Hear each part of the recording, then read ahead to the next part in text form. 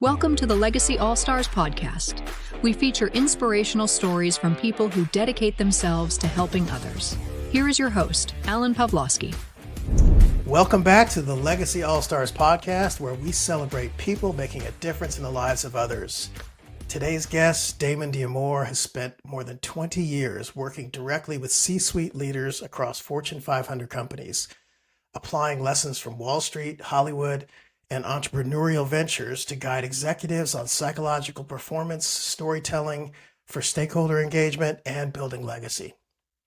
Founder of Legacy Mentor, Damon brings a no-nonsense, high-impact approach to personal growth and professional excellence, especially for female leaders navigating male-dominated executive spaces. He's known for telling the truth, forging trust quickly, and creating results that stick. Damon, welcome to the show. It's great to have you. How are you, my friend? Doing wonderful. Thank you for having me. Yeah, my pleasure. Let's jump right in. You've had an incredibly diverse background, from Wall Street to film, TV, entrepreneurship, and now coaching Fortune 500 leaders. What are the consistent leadership lessons you've carried through each chapter? Yeah, you did a wonderful pre-interview job with your questions, and very thoughtful and detailed. So I actually wrote down some notes to make sure that I have the best answers for you.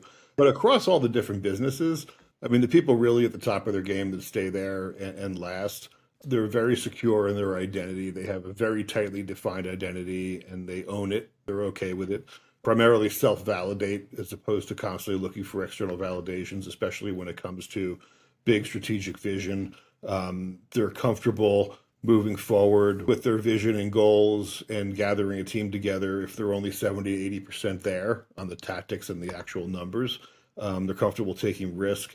And they pretty much all of them have their own personal systems and processes in place for everything from time and energy management to communication strategies, very detailed, almost a little bit kooky, personalized systems for performance.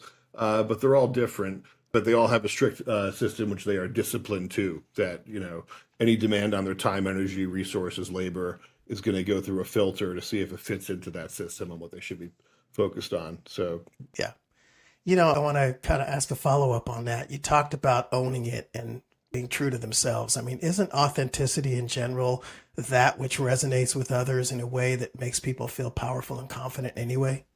Yeah, authenticity is big. There's been a trend over the last so many years to go a little bit too far with that. Almost like, I think you can go too far with things like empathy too, when you're dealing with team engagement. But yeah, people know whether you're authentic or not, because it used to take millions of dollars in a Super Bowl commercial in order to get somebody to focus on you for a minute and see if they could kind of get your vibe.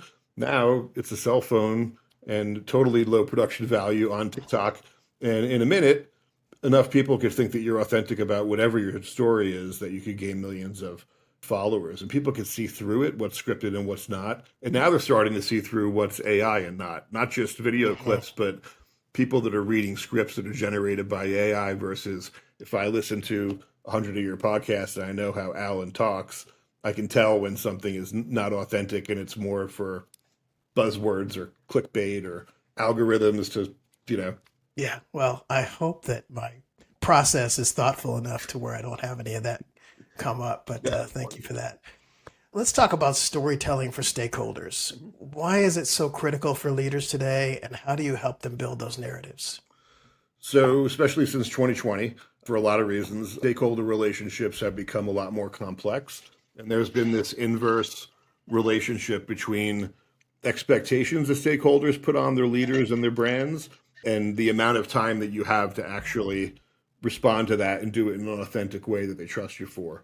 There's also been culturally over the last decade or so, Jordan Peterson talks about this a lot, a prevalence of story and narrative over facts and data, at least in the short term. But because we live in a society where information's flowing so fast and things go viral and get picked up, and the communication means are shorter and shorter, from a blog post to a video clip to 140 characters to a meme, narrative wins every time. And it's really hard to pull back that narrative once it's caught on. So you want to be in control of your narrative personally as a leader and of your brand. And you want to be able to have a really quick concrete strategy for regaining control of that narrative if you lose control of it, which happens a lot. And a lot of people have leaned into stories, especially that they told themselves through lockdowns and economic factors and social unrest, all kinds of things that happened over the last 5 years. People fall back onto the stories that they tell themselves and how they fit into this world almost as their own avatar. So when you're speaking to your audience, if you can convince them that you see them for who they are in this world and you can help them go from A to B because of your unique value, whatever it might be, they will trust you to be their guide along their journey, whatever that journey is. The story used to just be more for the creatives, but now everybody's telling a story, whoever you are, especially if you're on social media in any context, no matter how much business it is versus personal. You better be able to tell a story with a concrete beginning, middle, and end and explain to the listener why they're better off that they spent their time listening to you and not somebody else. Yeah. Do you have techniques that you use to help your clients learn the better qualities of storytelling? Yeah, I've been really fortunate in that the storytelling I did professionally in Hollywood started off in independent film, but then a lot of documentaries and reality television. So dealing with a lot of nonfiction narrative, even from my Wall Street days before that, pitching new businesses. But I'm also a big fan of storytelling. So you start with a base level of something like Joseph Campbell, maybe, but you get into this really broad spider web of philosophy, religion, literature, belief systems, all kinds of things that inform it. And actually on my wall, I don't want to move my camera, but my base storytelling program for corporate clients has 74 data points on it, leading your stakeholders from where they are here today to where you want to take them. And it's constantly evolving, but I collapsed that down into even a 5 to 7 point for somebody who's, in a jam. I get a phone call and my client says, oh my God, someone's Business Insider is going to interview me. Here are the 10 questions. And I look at them and I say, wow, 2 of those are your thought leadership platform based on what's going on right now in the world in your category. Here's your 1, 2, 3, 4, 5, you take them on this journey. So yeah, it helps to have that shorthand, but it's constantly iterating with new things that I learn, new things that I research, and also the types of stories that are resonating with the public. I'm not a big social media fan, but I'm on it just to see what people are actually, the attention economy. So why are they spending more time on this than something like watching their favorite show, Mad Men, for the 5th time? Like, why are they doom scrolling on TikTok for 2 hours before bed? Yeah. And also being really considerate of your audience.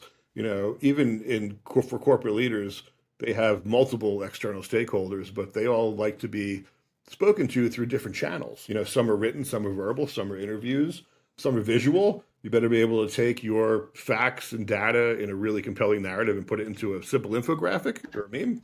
So you need to be flexible in your storytelling abilities and the means by which you communicate, because you might have board members who are of different ages, even generations now, and they like to be communicated to in their own specific way. So you might have multiple deliverables for that. Yeah, definitely. And I'm really particularly intrigued by the fact that you were able to transfer that skill set from your Hollywood days and your film days and your TV days into coaching.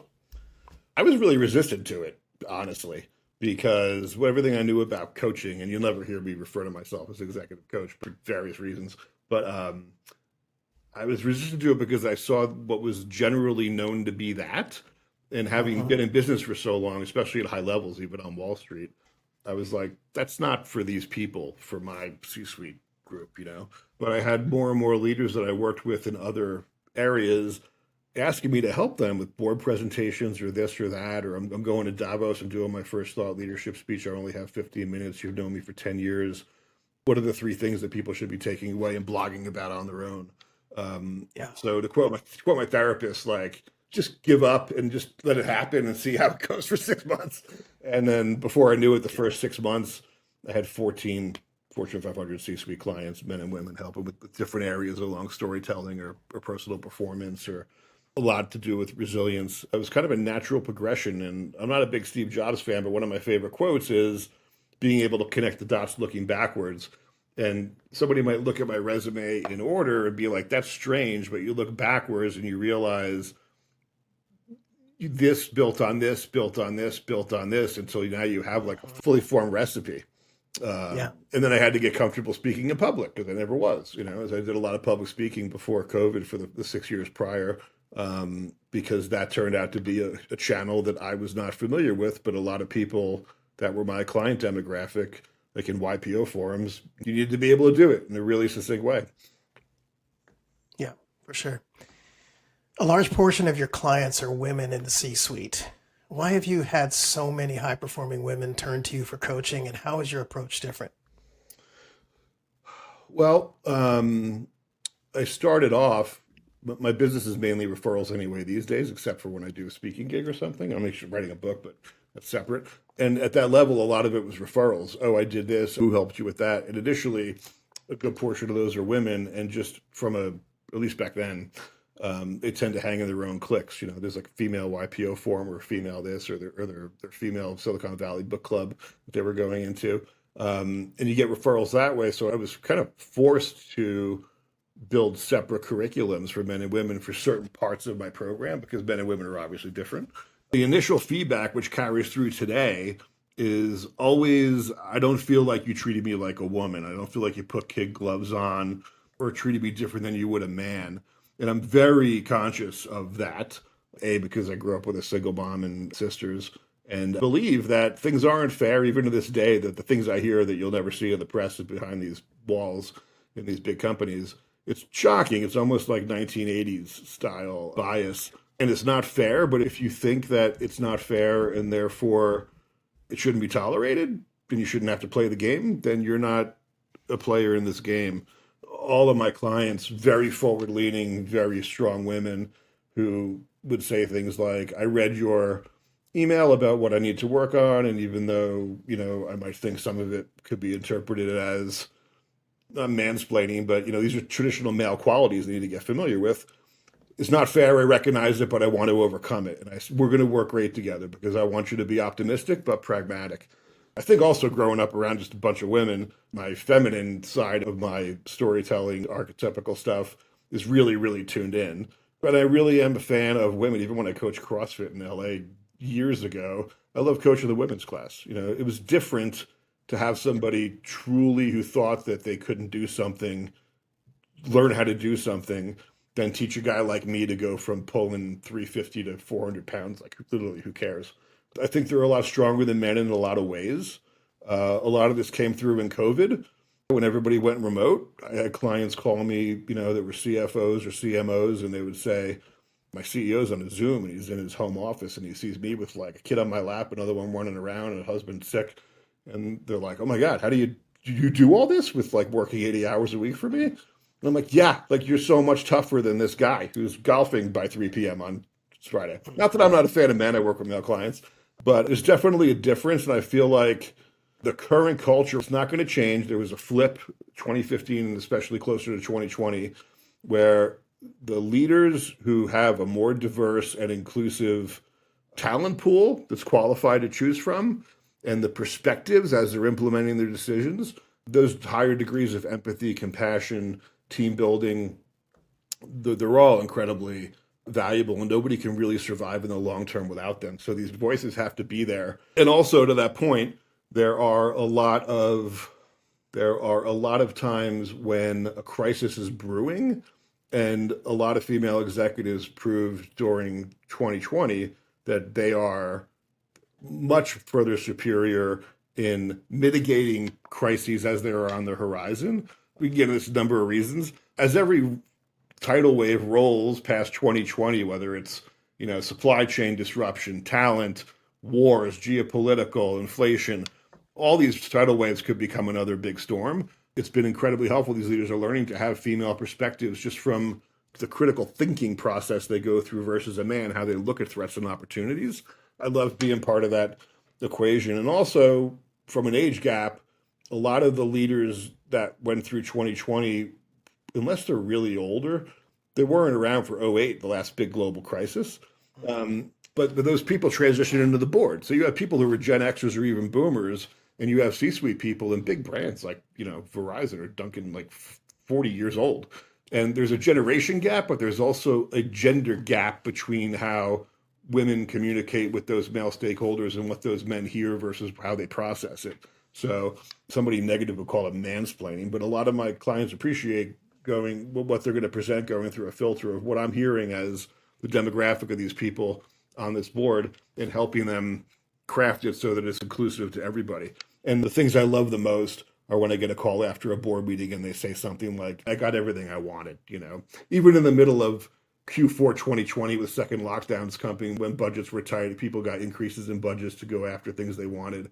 They told a more compelling story backed by real data, and they wove that masculine and feminine narrative so that they could get everybody's advocacy around that table instead of the old way of just pounding on this hero's journey. We're going to go out and slay the dragon and bring the unicorn home, It doesn't work anymore. It doesn't work for most. There's always exceptions that people can point to. But I always tell my clients, your business isn't a lottery ticket. You shouldn't just roll the dice and hope you're one of those people that can do whatever you want. This is a question that you and I have discussed before, but can you speak about trauma or early life challenges and how they've shaped your understanding of resilience? And furthermore, how do you guide clients through their own? But without turning it into like a grief porn session or being too, also because there's family and stuff. But a lot of people I've learned experienced a lot of trauma regardless of their background, especially working a lot with women. The degree of even lowercase a abuse from, physical to verbal to financial to cultural is shocking what people have had to put up with. Me, myself, as a kid, just saw and experienced a bunch of stuff kids aren't supposed to be around. And it made me, very protective of other people around me. I became a protector. And B, it made me very indignant, which became one of my superpowers later on. And I try to teach this to my clients. Like, anybody that tries to put you in a box or limit your self-actualization or ability to thrive because of your gender or sex, your economic status, where you're from, how you look, how you speak, your education level, I push back against that like I'm being buried alive. And it's helped me a lot through my journey because I wound up leaving college full-time early to work on Wall Street and be very successful without a finance degree. And then when I wanted to transfer into entertainment, I was told you got to go to film school. And I was like, no, I have all these skill sets, transfer somewhere else. And I went, produced the biggest reality shows in history. Along the way, whenever somebody said, well, you're not the type of person that could do that, no. And a lot of the women I work with, even at the highest levels, they still experience this bias where it seeps into them and it makes me sad. I've had people with incredible resumes call me up and say, when things aren't going well, say, do you think I was a diversity hire? Do you really think I was the best person for this job? And it's like, are you insane? Like, I can rattle off 20 data points and they're like, yeah, you're right. And it's like, by the way, all the men around you going through this, like 2020, 2021, they're all falling apart too. I had people call me and say, I can't get my CFO to return an email for a week. He's just paralyzed. And I thought this guy was a, steadfast rock. So I think that everybody can tap into their trauma history. And even if they don't, you don't need it to happen. But somewhere in their life path, personally or professionally, they've been told that's not for you. If you remember Caddyshack, Bill Murray wanting to go in the pool and Chevy Chase is like, well, the pond's better for you. You're more of a pond guy than a pool guy. Right. So, yeah, I hope that answers your question. I didn't want to get it does. too gory or anything with stuff.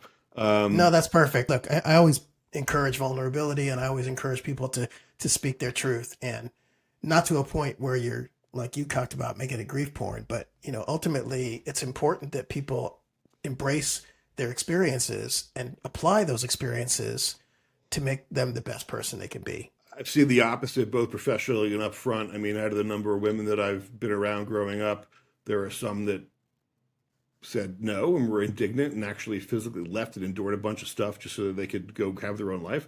And I saw other women just say, I'm a victim and never recover from it, and decades of lost time. And I also tell, for female clients especially, sometimes I'll coach people just below the C-suite. I'll get a phone call and they'll say, oh, there's 3 candidates for the next COO.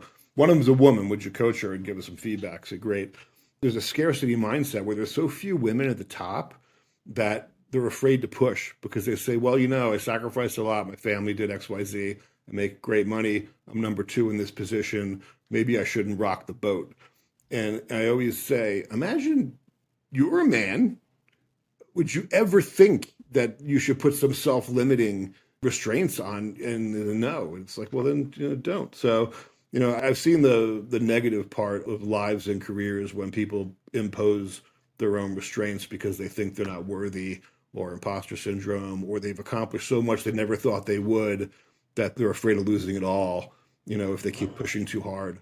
I'm like, no, not at all. Like, who would ever, somebody told me, like, you should stay in your lane for the next 40 years of your life, I'd be the first one, knocking down the door like Hulk,